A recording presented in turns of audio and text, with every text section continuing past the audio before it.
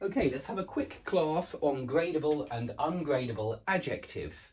This is very good for vocabulary as well as grammar because you learn a lot of interesting adjectives. And if you use these interesting adjectives, it's impressive.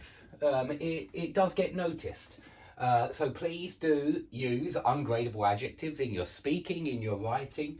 They will certainly have an impact.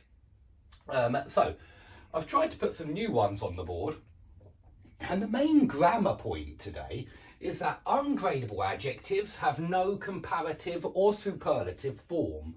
You can't say more hilarious, the most adorable, the most penniless. Now, I'm not saying that people never say these words in the comparative or superlative, because actually they do. Just like we recognise that stative verbs are actually sometimes used in continuous tenses. It's another thing like that where we call them ungradable adjectives as if they can't be graded, but actually I've certainly heard the most adorable, something like that. But generally speaking, you don't see these in comparative and superlative forms.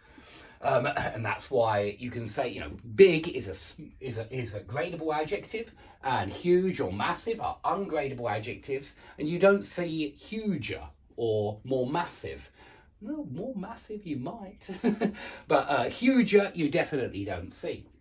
And so that's why they're called ungradable adjectives. But I must admit that you do sometimes see ungradable adjectives in comparative and superlative forms.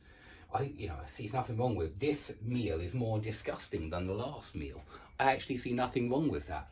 And so even though they're called ungradable adjectives, be aware that you do see them with comparative forms sometimes. But generally, I would avoid using them in comparative forms because they're called ungradable adjectives. And some of them, for example, absolute adjectives, you definitely can't use with comparative forms. You can't, truer, sometimes people say it. More unique, definitely sometimes people say. But more metal, never. More American, maybe, because someone's either American or they're not. It's metal or it's not. It's unique or it's not. It's true or it's false.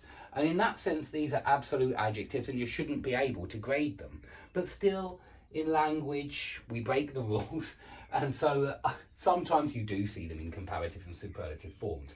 But the main thing we're learning today is how to make these adjectives stronger, how to intensify these adjectives or add other adverbial meanings